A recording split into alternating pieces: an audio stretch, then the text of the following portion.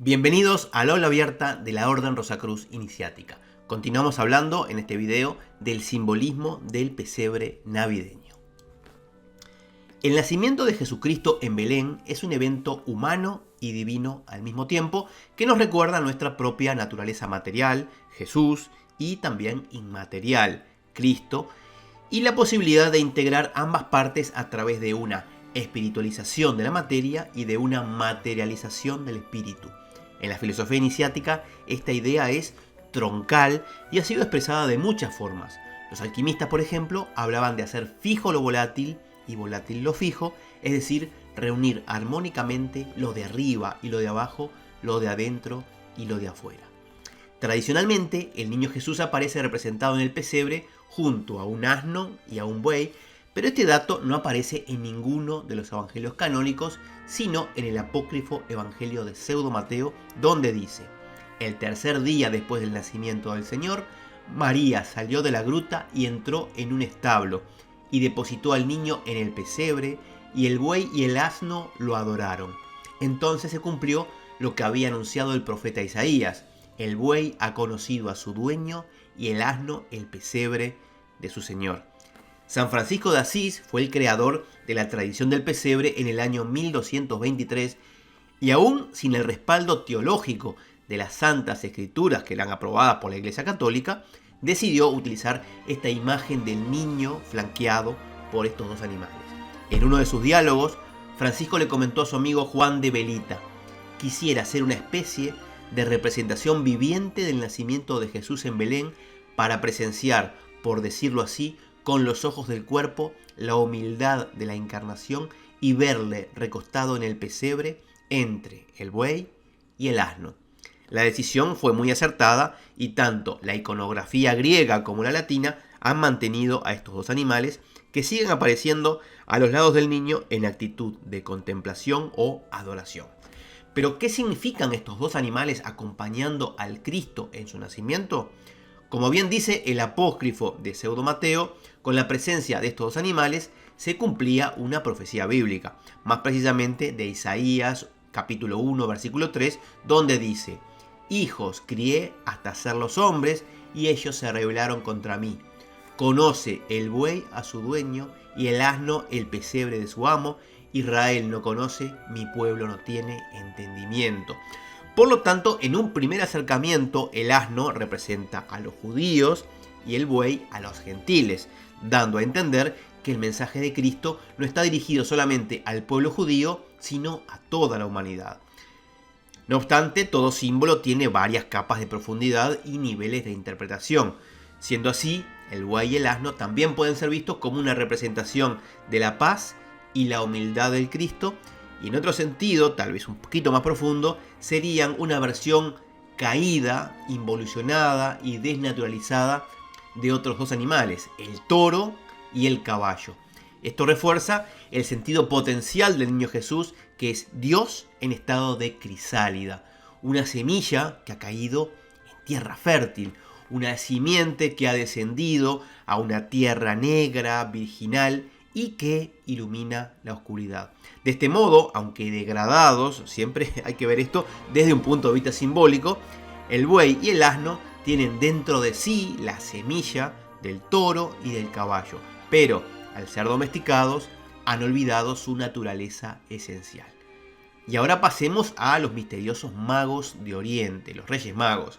Aunque las escrituras canónicas hablen simplemente de unos magos que vinieron de Oriente, esto lo leemos en Mateo capítulo 2, versículo 1, y donde no se especifica su número, la tradición cristiana nos habla de 3 magos que además son reyes, e incluso se citan sus nombres: Melchor, Gaspar y Baltasar. Pero ¿de dónde proviene esta información que no figura en ninguna parte de la Biblia? Pues una vez más de los evangelios apócrifos, donde podemos leer en el Evangelio Armenio de la Infancia: he aquí que los magos de Oriente, que habían salido de su país hacía 9 meses y que llevaban consigo un ejército numeroso, llegaron a la ciudad de Jerusalén. El primero era Melcón, rey de los persas; el segundo Gaspar, rey de los indios; y el tercero Baltasar, rey de los árabes.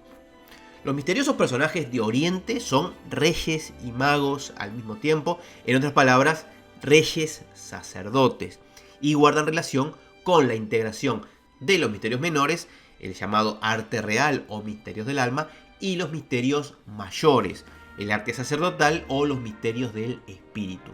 Esta conexión mistérica estaba dada en Jesucristo como Rey, el supremo monarca del reino de los cielos, y como sacerdote para siempre según el orden de Melquisedec.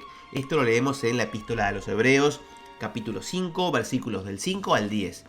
Melquisedec, un personaje muy importante dentro de la tradición iniciática, aparece como un antecesor importante del Cristo, conocido como el rey de Salem y sacerdote de El Alión. Esto significa Dios Altísimo.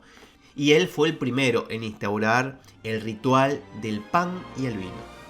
Sobre esta doble condición de reyes y sacerdotes dice René Guénon: la idea de un personaje que es sacerdote y rey a la vez no es una idea muy corriente en Occidente, aunque se encuentre en el origen mismo del cristianismo, representado de forma sorprendente por los Reyes Magos. Incluso en la Edad Media, el poder supremo, al menos según las apariencias exteriores, estaba dividido entre el papado y el imperio. En Oriente, el mantenimiento de tal separación en la cumbre misma de la jerarquía es, al contrario, bastante excepcional. En las historias de Camelot, esta función era compartida por dos personas, Arturo como el rey y Merlín como el sacerdote.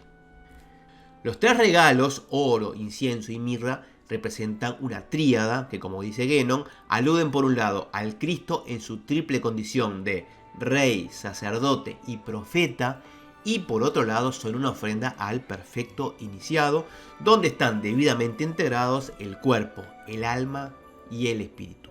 El oro es un metal noble asociado a la divinidad y a la realeza, debido a su incorruptibilidad, no se ennegrece como la plata ni se oxida como el hierro, y también se considera simbólicamente como la materialización del sol.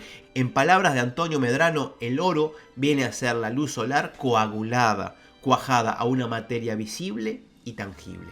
El incienso es una planta aromática que fue muy utilizada para perfumar los altares y para establecer un puente de humo entre la tierra y el cielo, entre lo visible y lo invisible. Según Chevalier, el incienso se encarga de elevar la plegaria hacia el cielo y es en este sentido un emblema de la función sacerdotal. La mirra, por su parte, se usaba antiguamente para embalsamar cadáveres y puede considerarse un anuncio a los padecimientos de Jesucristo, su pasión y su muerte. El Evangelio árabe de la infancia revela los nombres de los tres reyes y los relaciona con tres regiones particulares.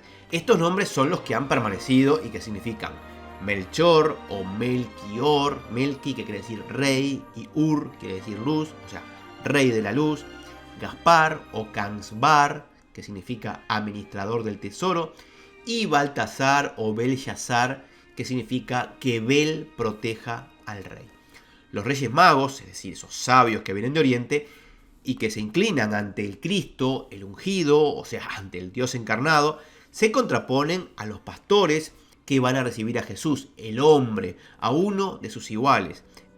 En algunas representaciones del Belén se recalca la condición humana de los pastores y aparecen figuras insólitas como el caganer, el cagón, muy conocido en Cataluña, que es un pastor agachado con los calzones bajados y las nalgas al aire en posición de defecar. En los pesebres italianos aparecen otros personajes interesantes como Benito o Benino, el pastor que duerme, e incluso vendedores, borrachos y prostitutas. En la Navidad se celebra el descenso de la luz a la tierra en la forma de Cristo niño y todo el acontecimiento resplandece con símbolos e imágenes que aluden a esta inmensa luminosidad, siendo el más conocido la estrella de Belén que guió a los magos desde el oriente. Muchos escritores han intentado relacionar a la estrella de Belén con fenómenos astronómicos, cometas, supernovas, conjunción de planetas, etc., incluso con objetos voladores no identificados, pero realmente no hay testimonios ni documentos fiables sobre este hecho y podemos concluir que son especulaciones, un intento por literalizar el símbolo, por darle una consistencia material, racional, a algo que es de naturaleza inmaterial.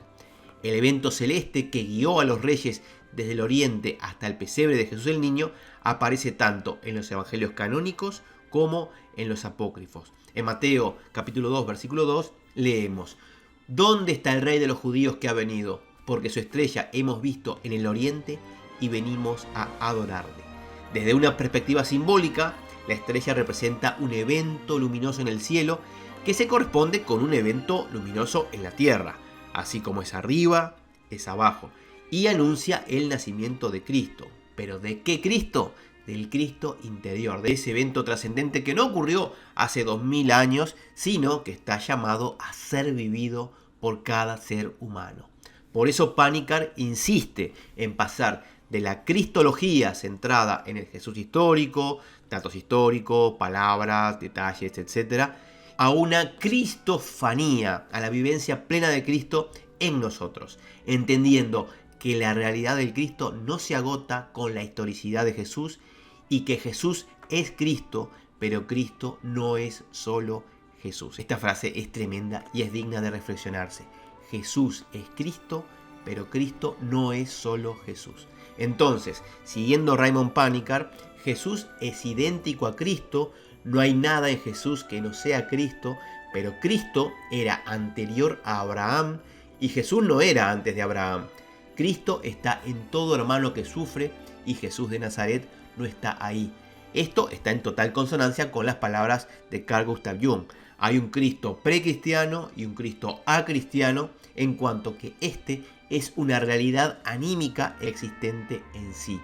La eficacia del dogma no se basa en modo alguno en la realidad histórica única, sino en su naturaleza simbólica. Siendo así, Cristo no puede ser monopolizado por ningún credo y ninguna religión, porque no está afuera de nosotros y no necesita mediadores ni intérpretes. Está presente aquí y ahora, en este preciso momento y a cada instante, porque es suprahistórico, es decir, que nunca tuvo principio ni tendrá fin. Alfa y Omega.